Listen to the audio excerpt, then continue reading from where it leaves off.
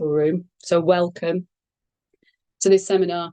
Just before I hand over to our speaker, my name is Michaela Rogers. I'm a senior lecturer in social work at the University of Sheffield, and I co-lead our Sheffield Interpersonal Violence and Abuse Research Network, SHIVA. And we are hosting this webinar today to celebrate International Women's Day, but also to reflect the work that we do within the network. And last year, in 2023, my colleague Parveen Ali and I published quite a large collection called A Comprehensive Guide to Gender-Based Violence, and we had 54 contributors from across the world with 42 chapters, and we are inviting our co-authors and colleagues to come and speak at our webinar. So some of you might have been to some previous webinars. Just to say, we have got some more coming up in coming months up until the summer, so do please look out for those, or contact Holly, who's here, who coordinates the network. So, because we only have an hour, I will hand over to Olga in a moment. But just to say, so Olga's going to present some of her work, and hopefully at the end we'll have a bit of time for questions. So please do use the chat box for questions. Holly and I will be watching that, and we'll have questions at the end. And that, I think, is it. Just to say, we are live streaming and we will record this session if everybody's okay with that. If not, please do keep your cameras off, and change your name if you wish to. But it was just to say that we do that as a practice. We do generally live stream. And so without further ado, I am going to hand over to Professor Olga Jurash, and I'm delighted that she's here today to speak to us on International Women's Day on a topic that is really important, because it's a growing, the concept and sort of problem of internet digital methods and how they facilitate gender-based violence are growing and ever changing. So it's great to have you here, Olga. And I'm going to pass over to you to introduce yourself and to start the presentation. Thank you very much, Michaela, and thank you everyone for coming. I know it's International Women's Day, so happy International Women's Day. And I also know that there are many, many, many events today that you could be attending. So thank you very much for taking the time out of your day to join now and to listen to the presentation. I hope you will find it interesting. So as Michaela said, I'm based at the Open University in the law school there, and I'm also a director of a Center for Protecting Women Online that is coming to the OU in August of this year, supported by funding from Research England. So very exciting development there. What I would like to talk to you about today is part of my research that has been really ongoing for a while on online violence against women and the law. But what I would like to focus on today is part of that research that is empirical in nature. So a few years ago, there's been, as some of you may already know, there's been quite a lot of push within law and policy in the UK, but also in other jurisdictions, to really get to grips from a legal perspective with the phenomenon of online violence against women and girls. And it is a very sort of patchy landscape as to what has and has not been done, both within the UK but also internationally. Of course, in the UK, we've just had new major law introduced, Online Safety Act in October last year. However, again, as I'm sure many of you have noticed, the Act does not really go far enough in terms of guaranteeing protections for women online and guaranteeing online safety. It was pretty much at the very last minute that even the suggestion for a guidance by Ofcom on how platforms should be tackling online violence against women, it's been added at the very, very last minute to the Act. and it is a guidance that is yet to come. This is a very substantive piece of legislation, and it has been quite a protracted process over the years to get it to the shape that it is in now. So it is quite unfortunate that it hasn't got quite far enough to deliver for women safety. But that's not just a picture in the UK. Internationally as well, we do not have any common framework for addressing online violence against women, and even within jurisdictions, we do see quite fragmented responses. We do observe quite strong tech and gender duality. So it's either that online violence against women is viewed as a violence against women issue, very often engaging to a limited extent with technology aspect and tech regulation aspect, and vice versa, where we see sort of major developments in regulation of technology or platforms. Fairly rarely we see engagement with the gender aspect of abuse that is happening on these platforms, or even if so, to a fairly limited extent. Now, coming back to the UK, what has really driven me to carry out empirical research in this area was really, I think it's fair to say, a level of frustration with law and policy making and the course it's been taking. So of course there has been quite a lot of interest in addressing this issue in different areas of the law. So a few years back, all jurisdictions within the UK, criminal law jurisdictions, so England and Wales, Scotland and Ireland, have undertaken a review of hate crime legislation, and as part of that process, situation of position of women online is also considered. Of course, that's fed into these discussions to an extent. We had done online safety bills, but all of these interventions have really been happening without any major empirical research or any major data that would actually support better understanding what actually happens to online.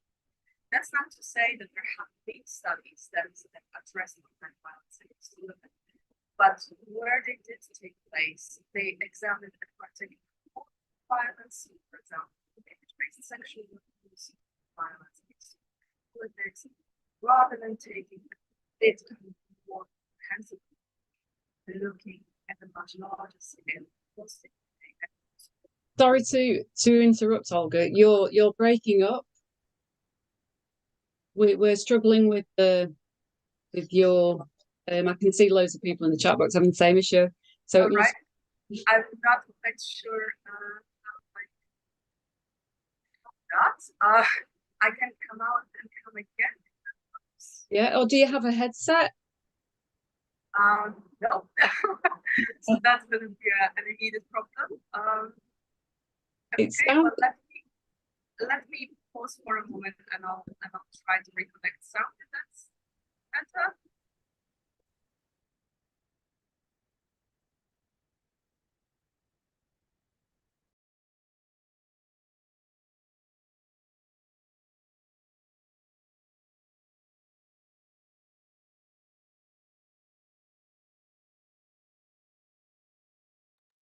Okay, is that any better?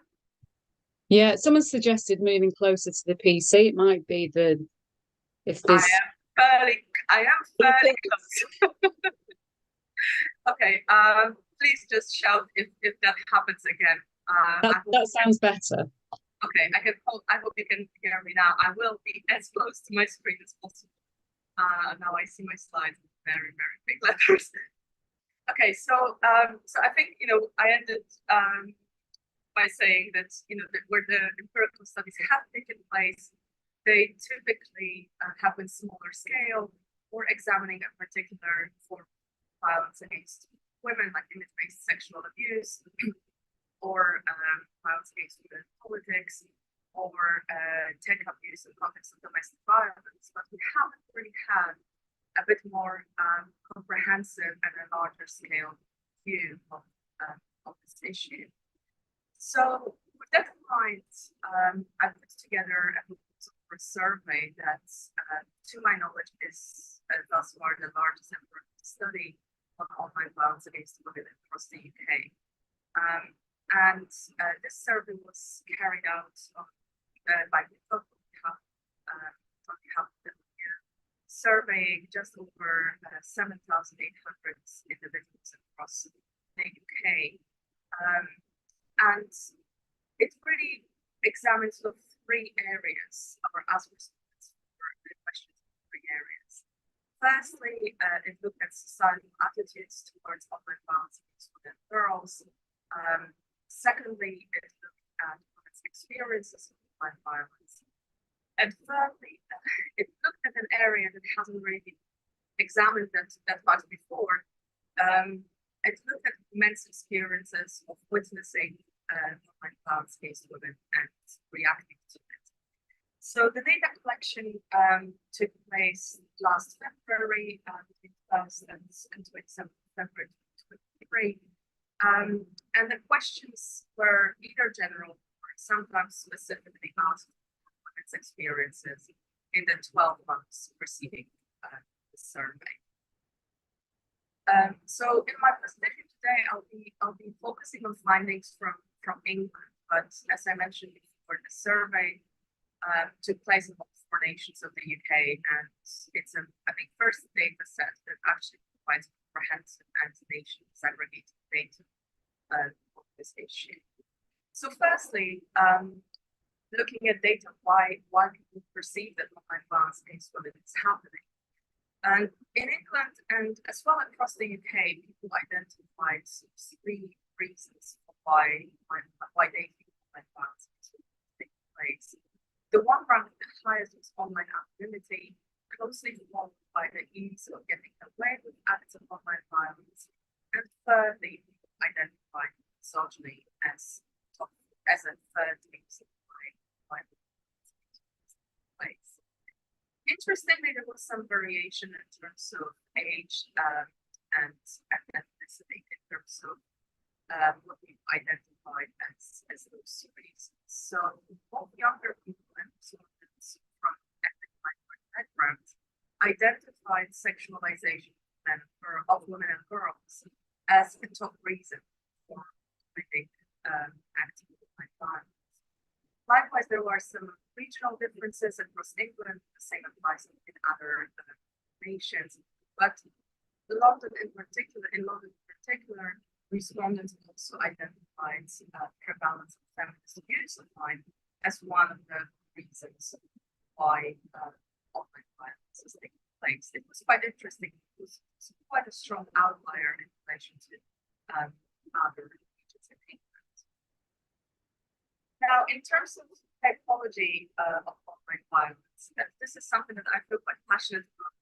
A lot of my text-based forms of online violence, which started somewhat in stark contrast with the course of legislative reform that has really favored across jurisdictions image-based forms of abuse, be it image-based sexual abuse, deepfakes, and so on. So in the 12 months leading up to the survey, women actually predominantly experienced text-based forms of violence. That's just over 80%, reaching 100% of self-submittance. Only approximately a third of women experienced image-based abuse, and only 80% audio-based abuse. The reason why I'm stressing that is that if you look at the course of the report, you do see some privileging of image-based forms of abuse within legislation, whereas what appears to be the case is that in fact women actually experience text-based forms of online violence, and not all of them are actually adequately captured. Most incidents in that 12-month period between the survey were actually not sexually explicit, and they were committed by someone that when subjected to violence did not know. So again, do we see this confirmation of within perpetration? Olga, I'm just wondering if you could go, leave, and come back again. That's Whether you're suggesting. Shall I try that? Yeah, because your audio is still sort of cutting out. It's not clear. Sorry, everybody. We do apologise. It's absolutely fine when we were chatting before 1 o'clock. Yeah, that's fine. I'll be back in 2 minutes. Okay. Yeah, just give me a. I'll try to get this sorted. Apologies, everybody, but I thought it would be better to see if Olga can reconnect and sort out the dodgy. It sounds like it's a pickup. So Jabil's put there's an arrow next to it. Right, we can if Olga's sound is still a bit dodgy when she comes back in, we'll suggest turning off the audio suppression.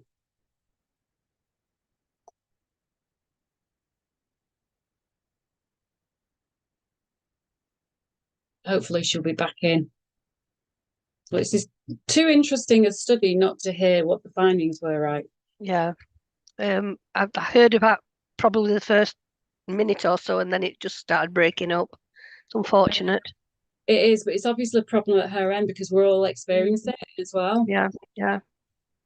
So I've turned the volume up on my machine to absolutely 100%. So yeah, the sound is absolutely dropping out, isn't it? Yeah. It sounds like a pickup. It's like when you've got a dodgy wire on a headset or something. It's a bit crackly or something. Yeah. I know. Holly, just keep your eye out for Olga coming back in, won't you? Yeah, will do.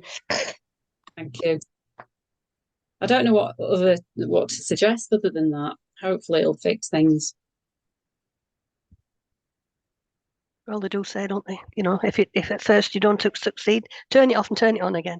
Turn it off and turn it on again. I know. It does usually work as well. Yeah. The simple fixes. Oh, I've just had a dialogue box come up asking for a username and password. Oh, I don't know why that is. Oh.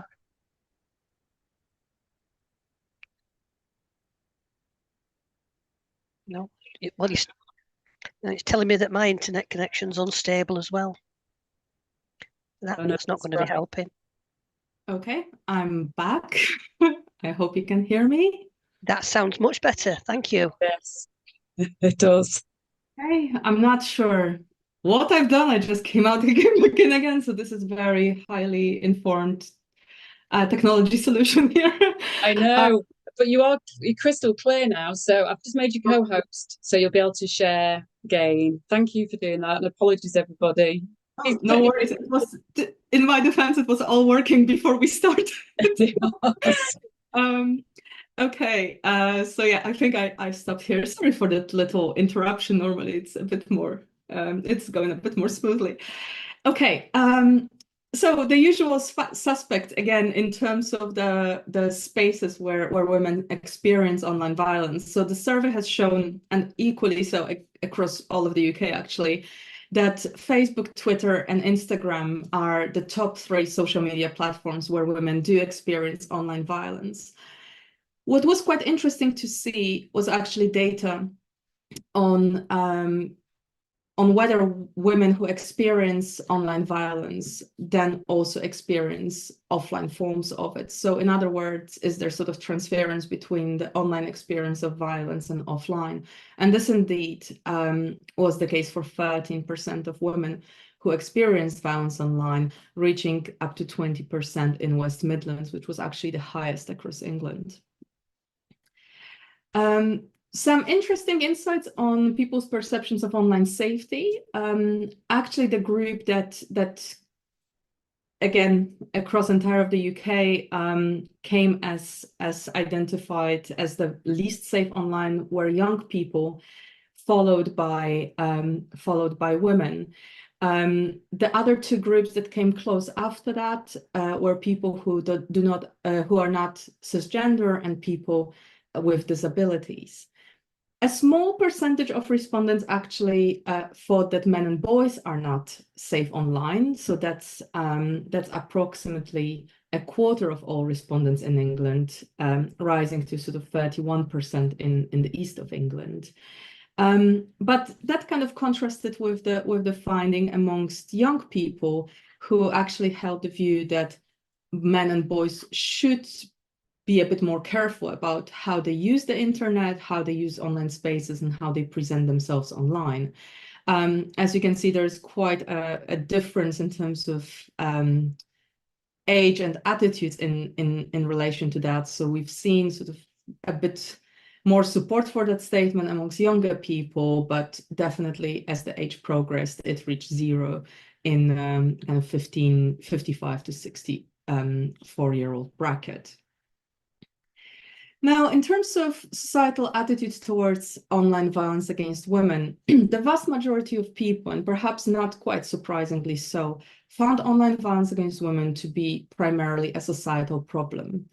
Much smaller amount of respondents identified it as a primarily legal problem, and only 4% identified it as a public health problem. What is quite interesting, though, about 4% is that across all of the UK, people who identified online violence against women as a public health problem were predominantly from ethnic minority background. There was pretty much a strong agreement that women and girls are more likely to be targeted by online violence than men and boys.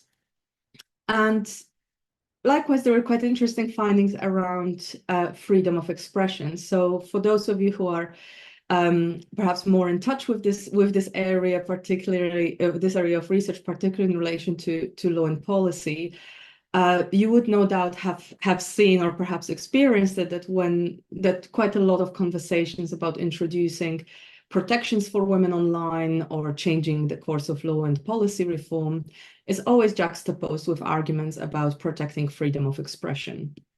And that has been running quite strongly, I think, in both law reform and policy circles for quite a while. So in other words, we always see this discussion about prevention of violence against women, promoting gender equality versus freedom of expression. So part of the survey examined that and tested it with respondents. And actually, the reassuring message here is that the vast majority of men, so over 60% across England, but also across the UK, that was a consistent finding, do not think that introducing new legislation or new measures to protect women online, to criminalize online violence against women, would in any way limit their freedom of expression. However, we do see that generally men, younger people, and ethnic minorities are more likely to think that new legislation would somehow limit freedom of expression. But this is with the caveat that actually amongst men, the 60% or so are actually not seeing it as a threat to their freedom of expression. And somewhat reassuring finding, at least for me as a lawyer, because I just like definitions, is that actually the vast majority of participants in England recognize various forms of online abuse as amounting to online violence against women and girls. I mean, you see some of them on the screen here. There were a few more, and not all of them are actually enshrined within the law. So it is quite reassuring that I think as far as societal attitudes go, the society does recognize these forms, these acts as actually violent towards women. The law might follow one day, hopefully. In terms of women's experiences, the vast majority of women across England never experienced online violence. So the survey has shown that 15% of women in England experienced online violence at least once in their lifetime. Amongst those who experienced it, actually 59% experienced it in the year preceding the survey alone, which is obviously quite high. And around 30% of women in England witnessed online violence against women at least once in their lifetime. There are quite interesting findings around women's perception of impact that online violence has had on them. And again, this is something that has come up consistently from across all of the UK in terms of women's responses. Women identified 3 core areas of impact. First one, and ranking the highest in all 4 nations, is negative impact of online violence on women's mental health and well-being. Second is having to put measures in place to protect oneself from abuse, whether just online, but also offline. As we know, sometimes online violence does transfer or transgress to offline spaces as well. And last but not least, women identify the silencing effect of online violence they experience. So they did identify that the experience of online violence does have impact on their ability to express their views online. In terms of reporting, again, this is a kind of area that has a lot of myths attached to it, because very often we're being told that women simply don't go on to report what happens to them. Actually, the vast majority of women who experience online violence in England actually go on to report it, nearly 70%. And the vast majority of them, again, reported to platform providers. Only 9% of women in England went on to report it to the police. And quite alarmingly, although perhaps not entirely surprisingly, young women are much less likely to report online violence generally, especially to the police, but this is a general finding also across all of the UK. Women in the age bracket of 16 to 24 show as the least likely age group of women that would actually go on to report violence. I think that's quite alarming, because to me, it speaks to the point that perhaps there is an element of normalization of that form of violence. It's something they've grown to accept, or that is just part of everyday life. And I know there are also some alarming findings from Girl Guiding report that came out earlier. Well, I want to say earlier this year. It actually came out late last year. That would sort of correspond with this finding. In terms of women's perceptions as to why online violence happens to them, women identified their sex, gender or gender identity, and the views they hold as the top 3 factors contributing to online violence they experienced. Interestingly, this very finding, this very view is mirrored amongst male respondents who were asked the same question: why do you think online violence is happening to them, to women? So again, quite an interesting finding in terms of women's experiences really correlating with men's perceptions of what is happening to women online. In terms of legislation and policy and societal attitudes towards that, actually, majority of respondents said that they perceive current legislation as ineffective in tackling online violence against women and girls. So 7 in 10 women in England definitely felt that way. The percentages were slightly higher in other parts of the UK.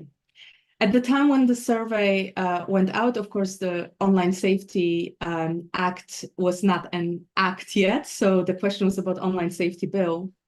And again, across all of the UK, 4 in 10 respondents, men and women, perceived Online Safety Bill, as it then was, to be an inadequate tool to tackle online violence against women and girls.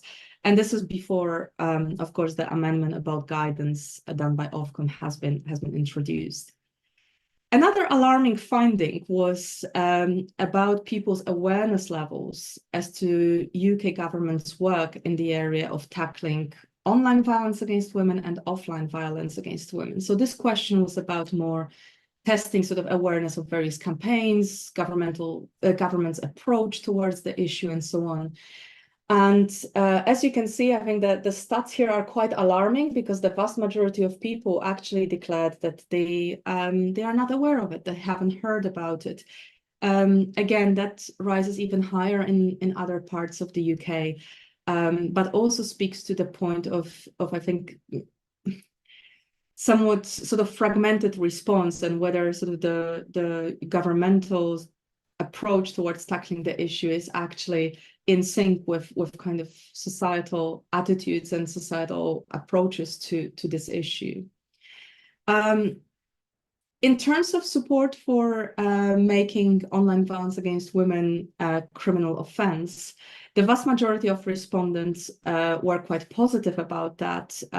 Actually, 89% of women in England supported proposals for making online violence against women a criminal offence.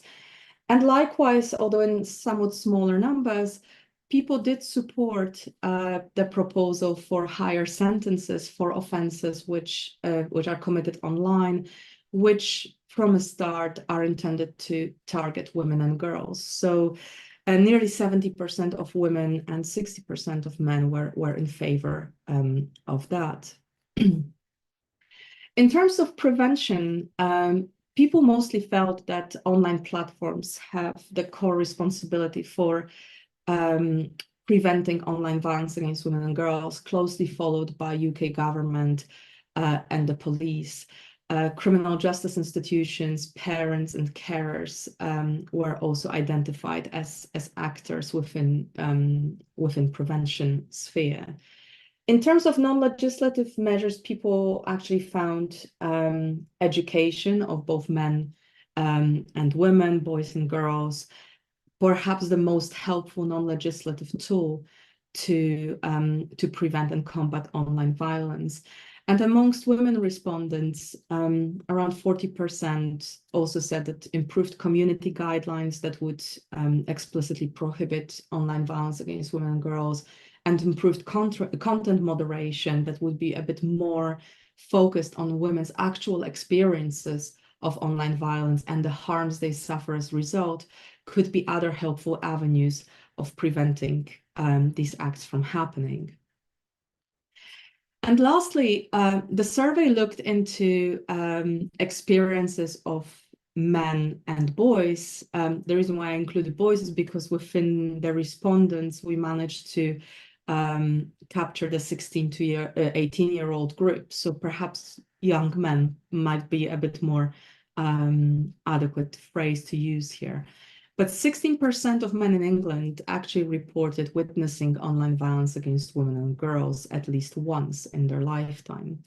And here, younger men and men from ethnic minorities tend to be more likely to witness online violence against women than, for example, older and heterosexual men. In the 12 months leading up to the survey, 59% of men who witnessed online violence reported it. Again, the vast majority of men went on to report it to platform providers. And we again see sort of corresponding finding with how women go on to report violence that happens to them. And I think I mentioned already before, but what we found is that men's perceptions regarding causes or contributing factors to online violence, as well as perceptions around impact that online violence has on women and girls, actually exactly match women's reported experiences that were identified within the survey. Some encouraging findings around freedom of expression. I think I hinted to it before, that actually I'm quite glad to be able to present these findings and kind of subvert a little the narrative that freedom of expression will be in kind of main danger if we introduce measures prohibiting online violence against women, or take a bit sort of firmer stance on the issue, with actually only 20% of men saying, yes, I would feel that this would impact on my ability to freely express myself online. And again, quite strong findings amongst men who agree that online violence against women has impact on them. So 91% of men actually recognize that online violence against women is not just banter, it's not just joking online. It does have impact, and they do recognize that the key areas of impact are mental health and well-being, ability of women to express themselves online, and also the need for them to take protective measures. So once again, kind of correlating quite closely with women's experiences. And the finding that I think I find to this day most surprising, although I think positively surprising, is that 7 in 10 men surveyed actually agreed that online misogyny is a form of violence against women. The reason why I think I'm finding it quite positively surprising is that the term misogyny, I think, has been quite contentious within law and policy making. I think some people are perhaps sick of hearing it. It's been also misused, mislabeled. But it is overall quite encouraging to see that 70% of male respondents actually recognize that online misogyny is as harmful, is as violent, as kind of more recognizable or more accepted form acts of violence, like online harassment or cyberbullying or image-based sexual abuse. So sorry, that was a bit quick. So where does that leave us? I think what are the big conclusions from that survey? Well, the first thing that I think the survey really highlighted to me is the importance of collecting data on online violence against women. I think it's important that we've got data that is not only representative of the whole population in the country. So I should have mentioned it earlier, but essentially the profile of respondents essentially was matched to the results of the latest census. So in such a way, it is representative of the diversity of the population, including social grades, including the usual sort of demographic characteristics. The reason why it is so important is that I think we should strive to have laws and policies in place that are informed by not only people's attitudes, but also people's actual experiences. And to have data that actually quite comprehensively categorizes various acts of violence that women experience, but also measure sort of the extent of harmfulness of that on women and how they perceive it is quite important. We do see quite a lot of laws and policies being introduced without that evidence, which I think is unfortunate. I hope this will change in due course. Again, I think it points again to the understanding of harms as really a key point in understanding the phenomenon of online violence, but also in designing responses. I think for a very long time, I've been advocate for looking at online violence against women, starting from not necessarily from the act, but from the harm that it causes and understanding the impact. Online violence against women is not something new. It's a continuation of what women have been experiencing for centuries. But the online environment in which it is happening has challenged quite significantly lawmakers, policymakers. It is different, but it is not something that can't be regulated, and it's definitely something that needs to be responded to adequately. The survey also highlighted quite significant gaps in support that is available for women who experienced online violence. There are gaps in terms of women seeking support, and the survey has shown that majority of women still resort to family and friends structures for support rather than seeking support from professional services. If you recall, one of the main impacts of online violence against women that women reported was mental health and well-being. Yet the survey has found that hardly any women actually proceed to seek support from NHS, health professionals, and so, or even, you know, charities that may specialize in provision of this kind of support. Of course, this is quite concerning. I think we are in a space where we talk more and more about mental health generally, and the impact that violence has on mental health.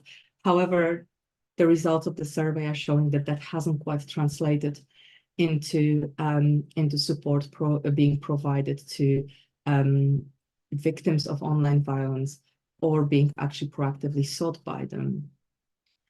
And what I want to also highlight is the limitation, I think, of only legal responses. So of course, you know, my particular interest in this issue is driven sort of by law and policy perspective. But I think I need to be very clear that I don't think the law will ever prevent online violence against women and girls.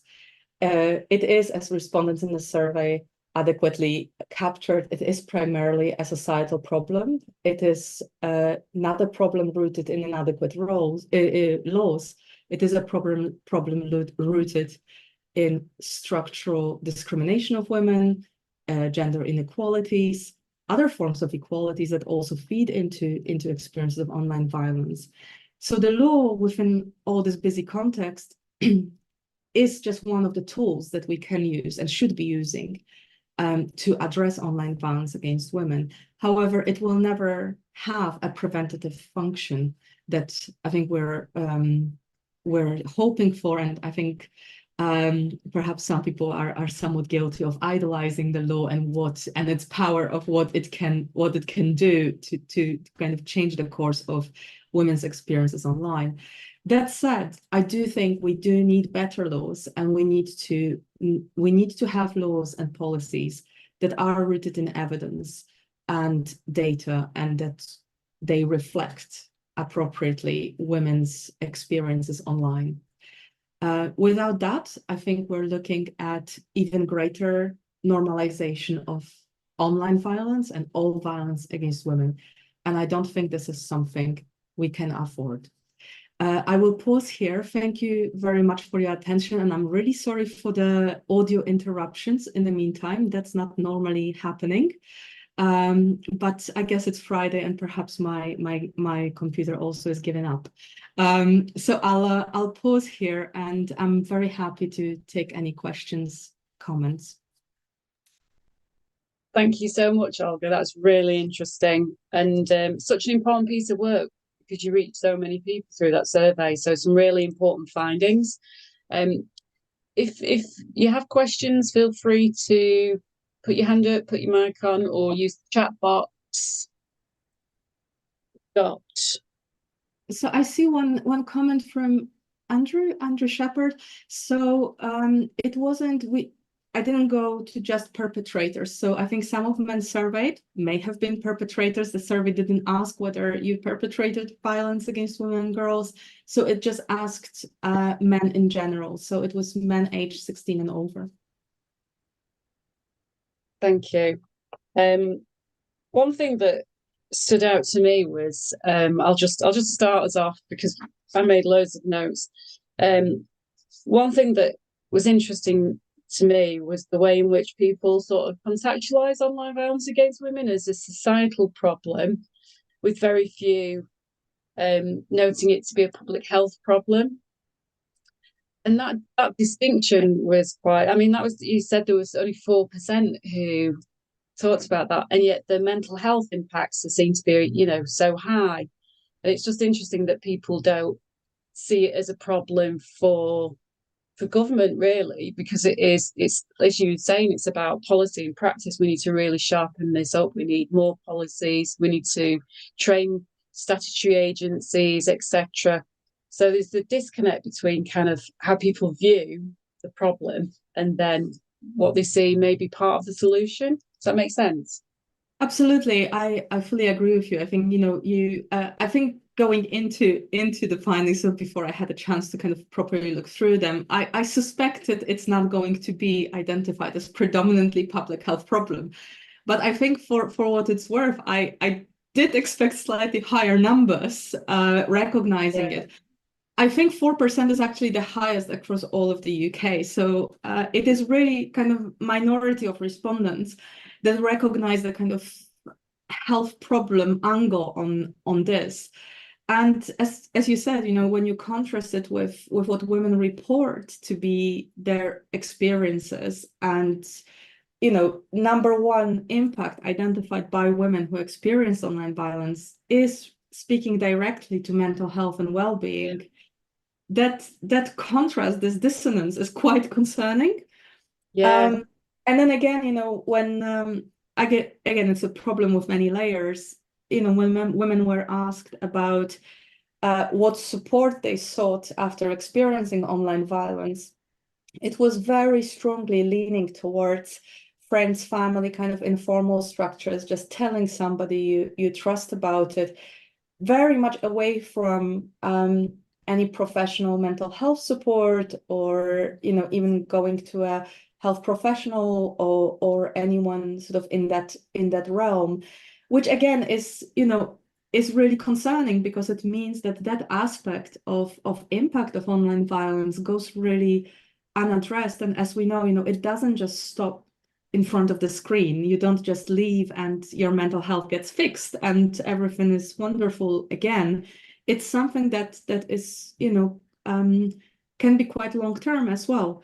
So I think definitely more work, I think, to be done in terms of connecting the dots between, I think, linking up women's experiences with, I think, various policies on violence against women, health policies, to recognize that this level of impact that violence has on women. Absolutely. Holly, you've got your hand up. Do you want to put your mic on? Yeah, thanks for that, Olga. It was a fantastic presentation. And just on that point about the gaps in women seeking support, I wondered, did you uncover any kind of reasons for that specifically? Because I'm just wondering if it might link into kind of my research findings, not related to online violence against women specifically, but in terms of accessing support and how there's this idea of like a hierarchy of severity. So was it that women felt that their experiences didn't align with the kind of stereotypes of sexual violence? Just interested in that. I would say possibly. So the survey didn't go in so far as kind of asking women to elaborate on kind of why yes, why not. But there was some space within the survey for people to kind of leave comments. And what we've seen coming through is, particularly in relation to seeking support from the police, a lot of women felt really strongly about not doing so. Not only in light of what happened to Sarah Everard and then the investigation into misogyny within police force, but just expressing general mistrust in kind of formal structures and police structures within that. And again, it's perhaps not surprising that, and if you look at the timing of the survey, this was pretty much in the news around the time as well. But I think it really speaks to women's experiences that they've reported now for years about not being taken seriously, about being told, oh, don't worry, this is just somebody joking online, this is not a real problem. And indeed, some of the quotes that I've got from women who took this survey actually report quite concerning ways in which their reports have been handled. So being told that, well, just mute yourself, don't go online, can't you just ignore it because there are bigger problems in the world, and so on and so on. All of that really accumulates and makes you wonder, well, is the support really available, or am I going to face another round of these attitudes if I go on to report? So I've got a bit more on the police and policing side, but not on a kind of health side, if that makes sense. But that's pure through kind of, I think, what women felt they wanted to say in addition. it's very similar to findings. So a couple of years ago, I published a scoping review with colleagues, and we looked at technology facilitated abuse in intimate partner relationships. And the studies that reported practitioners' views and experiences across criminal justice, social care, health, domestic violence services, sexual violence services, all found that professionals didn't feel that they had enough knowledge and skill to respond, and that they didn't have enough kind of, and then typically that was the response: take yourself away from social media, which has a lot of kind of implications for women in terms of connectedness and all sorts of implications. So that really resonates for me in terms of what we found in our scope review. I'm going to come to Richard because Richard Foster's got a question. Video gaming. No, I haven't. I know why you're asking that question. I haven't. So the survey was limited to social media sites, but not gaming. I know that experiences of women within gaming are quite significantly horrific. I think if that's perhaps the fair thing to say. There's quite a lot of misogyny within gaming as well. But no, the survey did not examine that angle.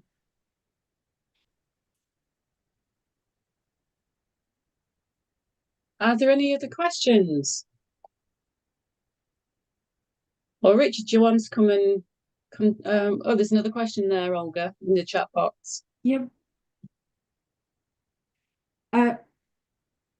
Yeah, so Reddit was included as one of the sites. So all participants were asked, both men and women, were asked about their social media use and the use of sort of online sites. So Reddit was included, but it wasn't a particularly singled out as a space where online where people interact.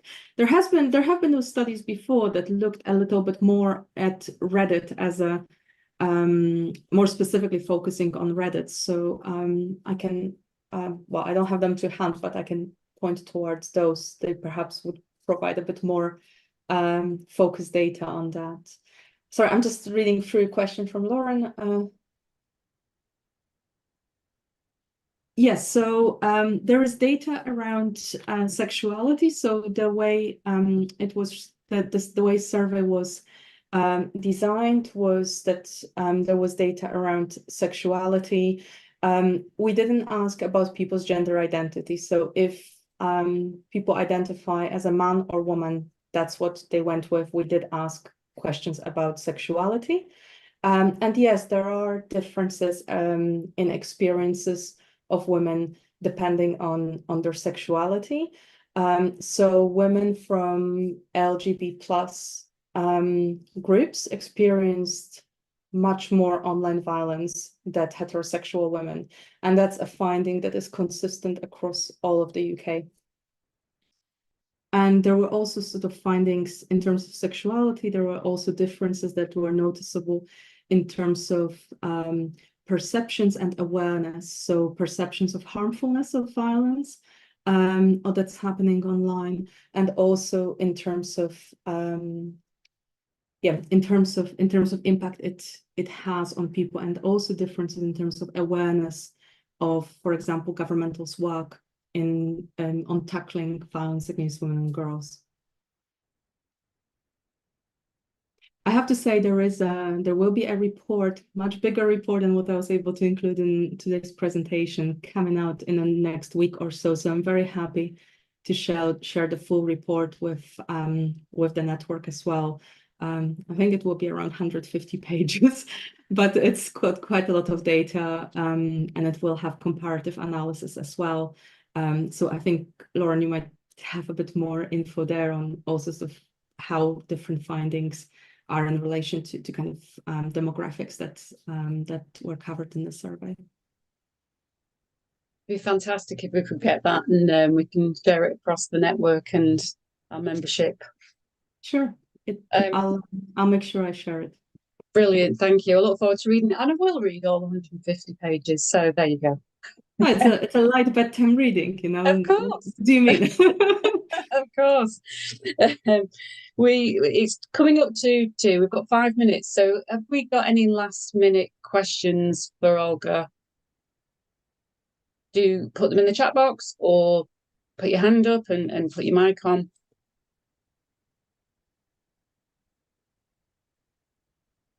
One of the things that stood out for me was talking about and thinking about the dangers of normalization of online violence.